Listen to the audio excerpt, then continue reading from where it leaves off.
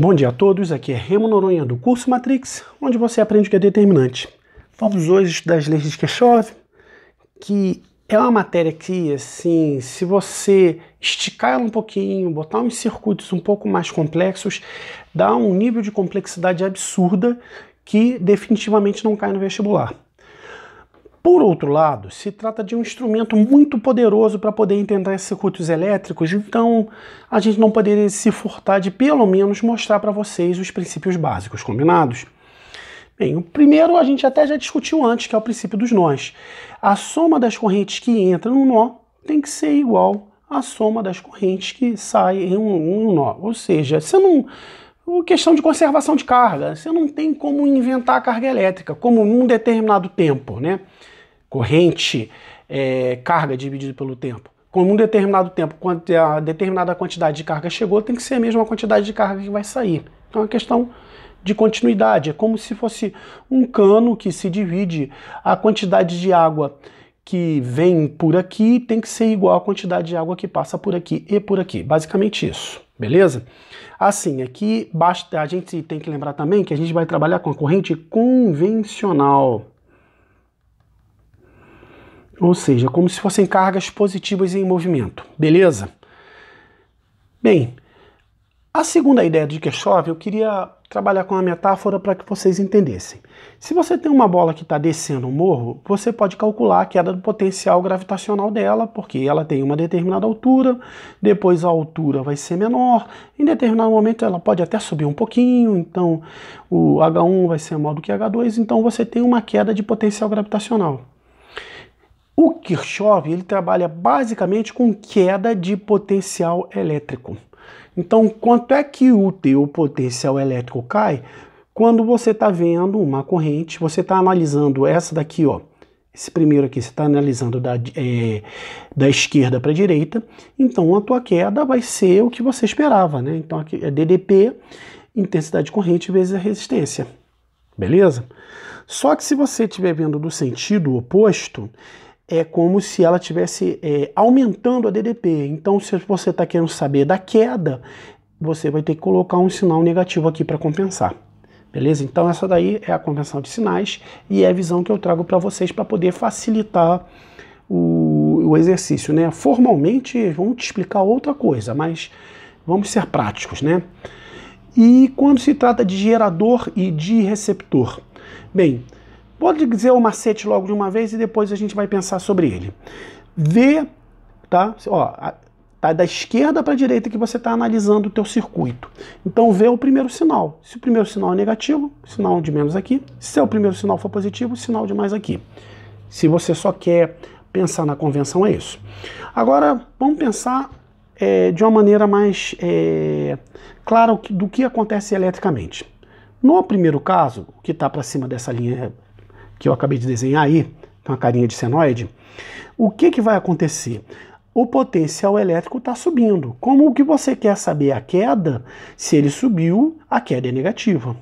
No segundo caso, você tem um receptor. Então, o teu potencial elétrico está diminuindo. Se você quer saber a queda, então a queda é aquele valor mesmo. Então, é por isso que fica assim. Ou seja, na prática, você tem que olhar o primeiro sinal que você vai dar de cara no seu gerador e receptor e jogar aí para ver o que acontece. Então, vamos dar uma treinada aqui num trecho de circuito. Eu tenho uma corrente de 2 A percorrendo aí. Então, o que vai acontecer de A para B? Qual é a queda de DDP? Eu tenho 2 A passando por 3 ohms. Ó, aqui o primeiro sinal é positivo, então caiu mais 20 volts. Mais 2 A passando por 2 ohms. Aqui o sinal é negativo, né? Porque você tem um gerador, então o teu potencial, na verdade, ele vai aumentar. Então a tua queda é negativa. Mas caiu mais um pouco aqui, os seus 2 A, essa corrente, ela passa, né? É uma corrente contínua, então ela vai passar, tá tudo em série aí, então ela vai passar por todo mundo aí. Então a tua queda vai ser 6 mais 4, 10, mais 20, menos 10, mais 10. Então, menos 10 mais 10, vamos embora, você tem uma queda de DDP de 20 volts, ou seja, o teu potencial em A é maior do que o teu potencial em B em 20 volts, em 30 volts, caramba. Beleza, pessoal? Agora, o grande macetão, né? A lei das malhas. Se eu tenho um circuito que eu tenho resistência, tenho geradores, sei lá mais o que, eu vou analisar ele, eu escolho um sentido, pode ser horário ou anti-horário, no caso eu tenho mania de escolher o sentido horário por alguma maluquice qualquer, né? Mas na verdade é bom você dar uma olhada no circuito para poder escolher. O fato é que quando você completa, você volta para onde estava. Então a DDP de A para A é igual a zero, porque é o mesmo potencial que você tem em A, porque é o mesmo lugar. Combinado? É tão óbvio que é até difícil de explicar. Bem, no caso aqui, como é que eu vou analisar esse circuito? Primeiro eu vou dar uma olhada nesse nó B. No nó B está entrando a intensidade de corrente 1 e a intensidade de corrente 2. E está saindo a intensidade de corrente 3. Então já tenho minha primeira equação aqui para começar a tentar resolver. Agora vamos ver o que acontece na malha alfa. Bem, a gente vai ter problema de espaço aqui. Deixa eu fazer uma coisa aqui. Esse 1 ohm aqui, que está bonitinho aqui em verde, eu vou apagar ele aqui de baixo para eu poder ter mais espaço para trabalhar. Alguém vai ficar chateado comigo? Não, né? Então, beleza. Acho que agora vai dar para ficar tudo bonitinho. Qualquer coisa eu uso esse espaço aqui, apesar de perder um pouquinho de organização do quadro, tá? Mas tenham paciência com o velho. O que vai acontecer na malha alfa? A malha alfa é essa daqui. Eu escolhi o sentido horário, porque a intensidade de corrente vai ter queda positiva para I1, vai ter negativa para I2, não tem muito jeito. E para a malha beta, eu também escolhi o sentido horário, porque as duas correntes estão no sentido horário também, então fica mais fácil, porque eu não tenho que trabalhar com a porrada de sinal negativo, tá? Então a minha mania de botar tudo no sentido horário funcionou bem aí, porque eu vou trabalhar com poucos números negativos. Essa malha alfa, eu vou partir do ponto A para ver o que acontece. Primeira coisa que eu tenho é esse resistor aqui de meio ohm, passando qual corrente? I1. Menos, por que menos? Porque agora eu vou dar de cara com esse receptor, esse resistor aí de meio ohm, só que a corrente I2 vai estar no sentido oposto do esperado. Eu estou descendo aqui, ó, então o primeiro sinal que eu vou dar de cara aqui vindo no sentido horário vai ser positivo, então mais 20 volts aqui. Aí menos, desculpa, né? I2 está subindo, né? Então menos meio de I2. Tranquilaço até aí? Agora eu cheguei aqui. I1 está vindo para cá. Então aqui vai ser mais uma vez um ohm multiplicado por I1. O primeiro sinal que eu vou dar de cara aqui vai ser negativo. Então menos 20 volts mais meio de I1. Se você não enxergou, é o que está aqui. Cheguei de volta em A. Então, se eu cheguei de volta em A, tudo isso vai ser igual a zero. Beleza? Então vamos separar primeiro mais 20 com menos 20, então se as mãos vão embora. E o que eu vou ter aqui, ó? I1 meio, I1 1, I1 meio. Meio mais meio, 1. Mais 1, então 2 e 1. Tranquilaço até aí? Beleza. Agora eu vou circundar I2 para ficar diferente, ó. I2. Achei todo mundo? O I2 é menos meio, então dá menos 1. Então, menos 1 e 2. Menos 1 e 2 é menos I2. Tudo isso igual a zero, fazendo com que 2 e 1 seja igual a I2. Tranquilaço até aí, pessoal? Agora vamos ver o que acontece na malha beta. Vamos começar do ponto B. Então, começando do ponto B, o que eu vou ter, ó? Comecei daqui, ó. Um trecho em curto-circuito, então isso aí não acontece nada. Depois eu tenho 3 ohms na intensidade de corrente de 3 amperes. Depois eu vou dar de cara com esse bichinho aqui que é um motor. eu poderia ter desenhado ele assim, como receptor, né?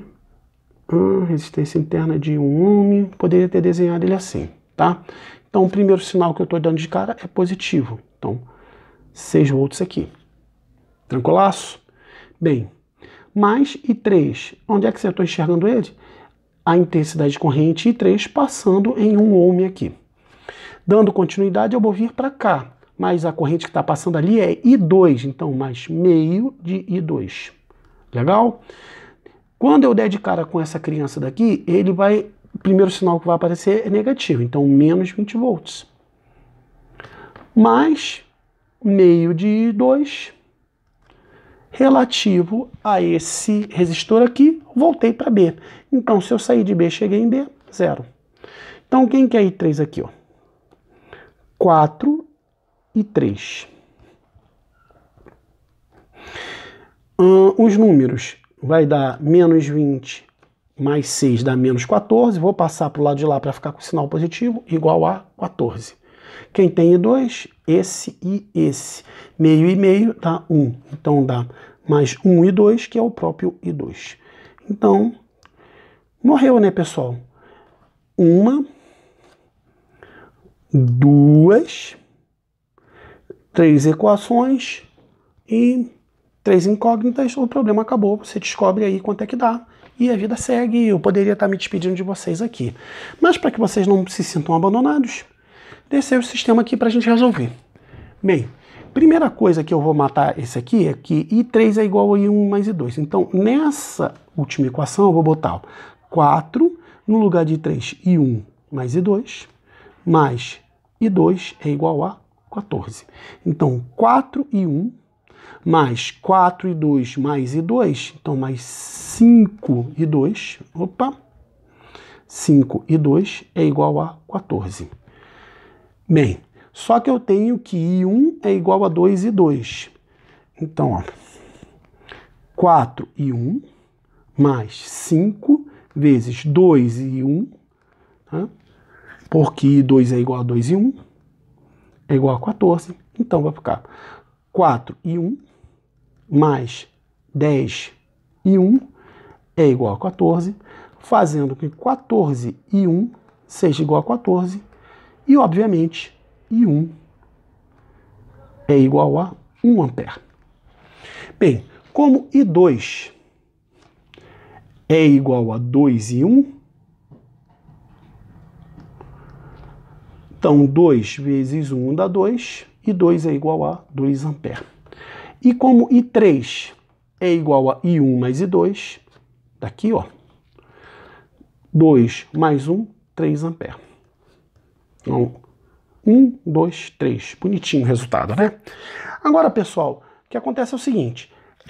Se por acaso eu tivesse chegado a um sinal negativo aqui, digamos que I3 fosse menos 3 ampere, quer dizer que a corrente que você imaginou que seria para cá está no sentido oposto. Toda vez que você chegar a um sinal negativo, é isso que aconteceu com a sua conta. Tranquilaço, pessoal? Bem, isso dito, eu acredito que eu posso me despedir de vocês nessa aula aí, que tem uma complexidade já interessante, né? Mas que pode ficar muito mais quente se você resolver estudar, por exemplo, eletrônica. E me despeço, como sempre, com aquele abraço.